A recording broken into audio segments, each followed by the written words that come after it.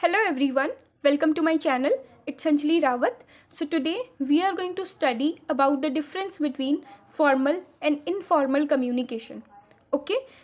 Formal और informal communication का meaning हमने ऑलरेडी एक प्रीवियस वीडियो में डिस्कस कर लिया है. अगर आपको वो वीडियो देखना है तो आप उसे प्लेलिस्ट में जाके चेक कर सकते हो. Okay, now let's start. Formal and informal communication are two types of communication.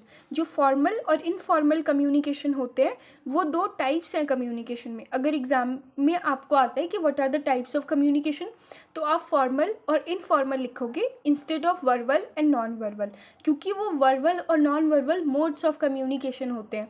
ठीक है, उस पर भी हमने एक डिटेल वीडियो बना रखी है. अगर आपको वो देखनी है तो आप उसे भी प्लेलिस्ट में जाके चेक कर सकते हो. Fine. Now here are some of the main differences between them. अब यहाँ पे जो फॉर्मल और इनफॉर्मल कम्युनिकेशन का मेन डिफरेंस है हम वो समझेंगे.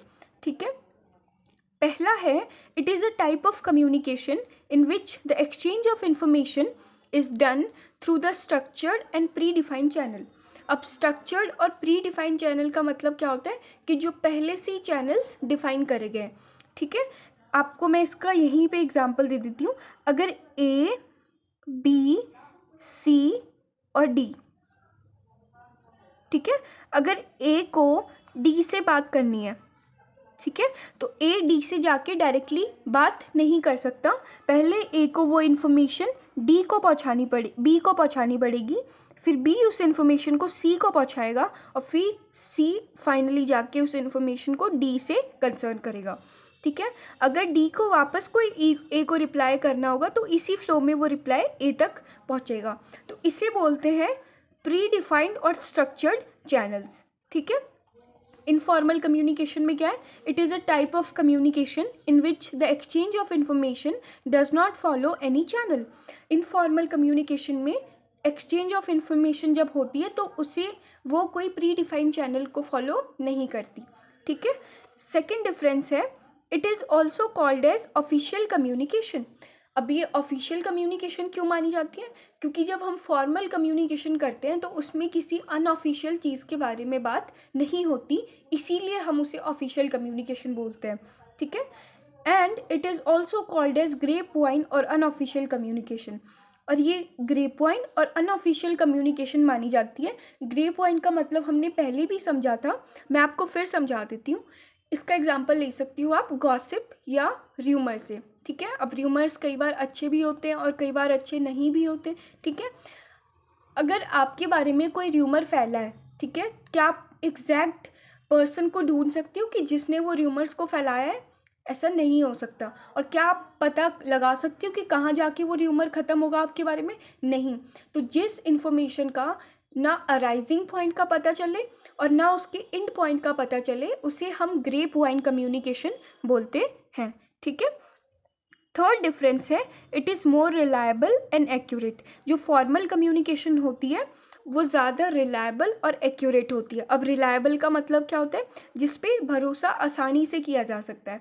ठीक है, जैसे कि कल आपके, अगर एग्जाम्पल के लिए ले रहे हैं, अगर आपके स्कूल में कोई एग्ज़ाम या कोई टेस्ट या फिर कोई इंपॉर्टेंट इवेंट चल रहा है, शाम को आपके फ्रेंड ने आपको कॉल किया और बोला कि कल तो छुट्टी है, हमें स्कूल नहीं जाना, तो एक बारी के लिए आप उसकी बातों पे भरोसा कर लोगे. बट जब तक आपके स्कूल से कोई ऑफिशियल नोटिस नहीं आएगा आप पूरी तरीके से भरोसा नहीं कर सकते. ठीक है, तो जो वो नोटिस आता है उसे हम फॉर्मल कम्युनिकेशन बोलते हैं. तो आप उस नोटिस पे अच्छे से बिलीव कर सकते हो. ठीक है, इसीलिए बोलते हैं कि ये मोर रिलायबल और एक्यूरेट होता है, जिस पे हम भरोसा आसानी से कर सकते हैं. It is comparatively less reliable. जो इनफॉर्मल कम्युनिकेशन होती है ये थोड़ा कंपैरेटिवली कम रिलायबल होती है. ठीक है, फोर्थ डिफरेंस है main motive of formal communication is to fulfil organisational objective. अब जो फॉर्मल कम्युनिकेशन का मेन मोटिव होता है वो ऑर्गेनाइजेशन के ऑब्जेक्टिव को अचीव करना होता है. ऑब्वियस सी बात है, अगर आपकी ऑर्गेनाइजेशन में बातें हो रही हैं प्रोडक्शन से रिलेटेड, सेल्स से रिलेटेड, आपकी ग्रोथ से रिलेटेड, आपके परफॉर्मेंस से रिलेटेड, तो ऑब्वियसली जो ऑर्गेनाइजेशन होगी वो ग्रो करेगी और उसके ऑब्जेक्टिव्स अचीव होंगे. ठीक है, whereas informal communication is intended to meet personal interest and needs. और जो इनफॉर्मल कम्युनिकेशन होती है उसका मेन मोटिव होता है कि वो पर्सनल इंटरेस्ट और नीड्स को सेटिस्फाई करने के लिए की जाती है। ठीक है, फिफ्थ डिफरेंस आता है हमारा, it use to be in written form and is more time consuming.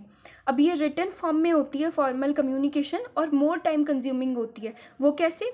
अगर ए डी से डायरेक्टली बात कर लेता, ठीक है, तो कम टाइम खर्च होता है ना, पर ये चैनल्स के थ्रू ही वो बात हो सकती थी, इसीलिए हम उसे बोलते हैं कि ये थोड़ा ज़्यादा टाइम कंज्यूमिंग होती है।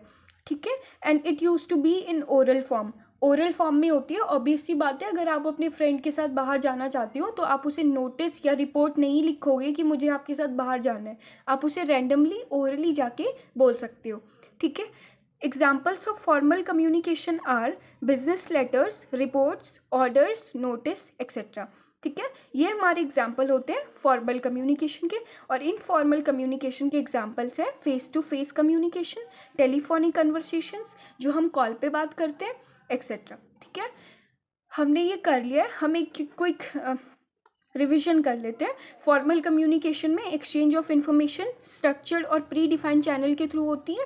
इनफॉर्मल में कोई चैनल्स नहीं होते। ये हमारी ऑफिशियल कम्युनिकेशन भी मानी जाती है और ये हमारी ग्रेप वाइन या अनऑफिशियल कम्युनिकेशन मानी जाती है। ठीक है, फॉर्मल कम्युनिकेशन ज़्यादा रिलायबल और एक्यूरेट होती है और informal communication comparatively less reliable होती है।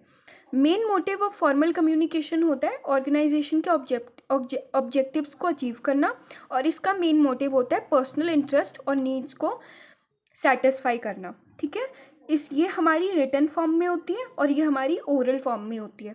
Fine, so we are already done with the difference between formal and informal communication. Fine, अगर आपको बिजनेस कम्युनिकेशन का कोई भी टॉपिक ऐसा लग रहा है जो आपको समझ में नहीं आ रहा है और आपको लग रहा है कि मैं उसे आसानी से आपको समझा सकती हूँ, तो आप उसे कमेंट सेक्शन में बता सकती हो। ठीक है, and if you like this video then please do like and subscribe this channel, ताकि मेरा भी मोटिवेशन बना रहे और मैं आपको अच्छे से अच्छा कंटेंट प्रोवाइड करूँ। Thank you.